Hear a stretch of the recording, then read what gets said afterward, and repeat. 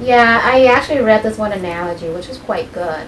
She was talking about self-love, and she's talking about this. She's like, if you don't like cranberry juice, it doesn't matter you serve it in a plastic cup, styrofoam cup, or fine china. You're still not gonna like the cranberry juice. Meaning, if you don't love yourself, you don't like yourself, you don't truly feel it in here, it does not matter what the outside looks like, how you look like, or other people commenting on you coming in. You know deep down it ain't, you're not feeling it. You're not, it's, yeah. Because if you yourself don't feel you're pretty and beautiful, other people commented in, it kind of be like, oh, well, thank you, you know, you're so kind, you know, that kind of a thing, right?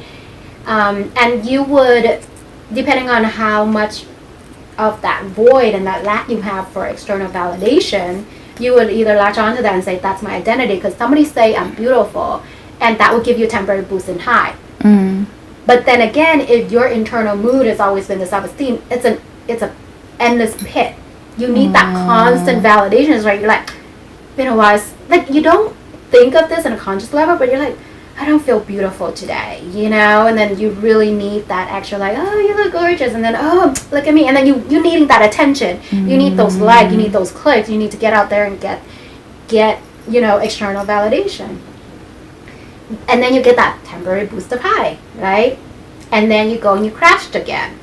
Or one person go in there and say, girl, that thing too short, or like your leg too big, or like your thigh gap, whatever. That one little bit, it's gonna pop out.